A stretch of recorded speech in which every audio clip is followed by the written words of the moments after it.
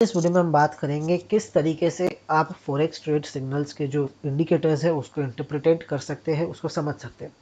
यहाँ पर अगर हम बात करें, कुछ 3-4 चीज़ें हैं जो आपको समझनी है एक इंडिकेटर के अंदर क्या क्या है और उसकी वैल्यू क्या है।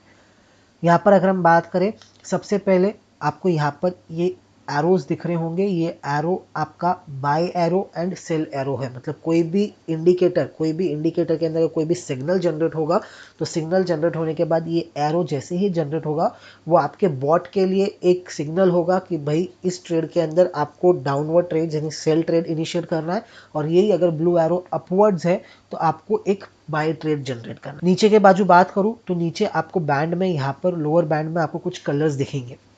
White colour is for sale, red colour is for strong cell. मतलब एक ही ट्रेंड के दो हिस्से हैं।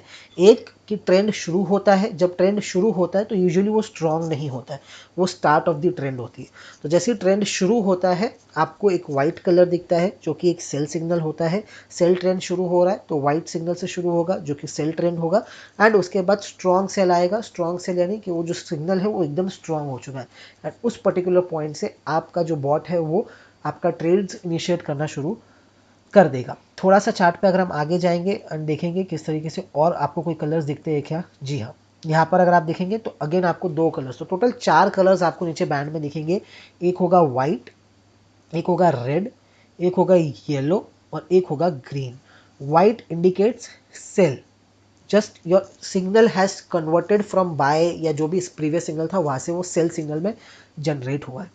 Red signal initiate strong cell, जो आपका सिग्नल है वो स्ट्रॉन्ग हो गया है, जो प्रीवियस सिग्नल था उससे ज़्यादा स्ट्रॉन्ग सिग्नल अब हो चुका है। Same yellow initiates your buy which shows that the trend has change from sell to buy, but it is not strong until now, वो उतना ज़्यादा स्ट्रॉन्ग नहीं हुआ है। And green indicates strong buy, green indicates strong bye.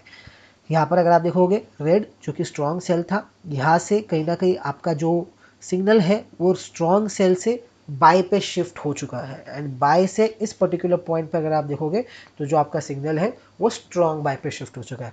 तो इस तरीके से आप जो सिग्नल है उसको इंटरप्रिटेट कर सकते हो। दो टाइप्स के सिग्नल होते हैं। Again, white indicates sell, red indicates strong sell, yellow indicates buy and green indicates strong buy. यहाँ पर अगर आप देखेंगे पहले क्या हुआ, आपका जो सिग्नल है बाय पे आया, फिर स्ट्रॉन्ग बाय पे आया, अगेन सिग्नल बाय से स्ट्रॉन्ग बाय से बाय पे हुआ है। सिग्नल चेंज नहीं हुआ है, स्ट्रेंथ चेंज नहीं हुआ है, आपका ट्रेड के अंदर कोई भी चेंजेस नहीं हुआ है। खाली जो पहले स्ट्रॉन्ग बाय था अब वो बाय पर आ चुका है। अब बाय के बाद या तो वो वाइट हो सकता है, वाइट यानी कि सेल हो सकता है, या स्ट्रॉन्ग सेल हो सकता है, या स्ट्रॉन्ग ग्रीन हो सकता है। तो जो सिग्नल है वो कंटिन्यू हुआ, एंड नेक्स्ट सिग्नल जो जनरेट होता है वो स्ट्रॉन्ग ग्रीन सिग्नल जनरेट होता है। उसके बाद अगर आप देखोगे तो चार्ट के अंदर एक अच्छा अप मूव भी आपको आता हुआ देखने को मिला है। तो इस तरीके से आप इजीली सिग्नल्स को इंटरप्रिटेट कर सकते हैं। अब आपको समझ में आ गया होगा कि नीचे जो बैंड दे रखे वो किस चीज के लिए दे रखे, बैंड दे रखे वो किस चीज के लिए दे रखे। 4 कलर्स, चारों कलर्स का क्या इंपॉर्टेंस है एंड उसका क्या मतलब है, क्या इंटरप्रिटेशन निकल के आता है, वो आपको समझ में आ गया होगा।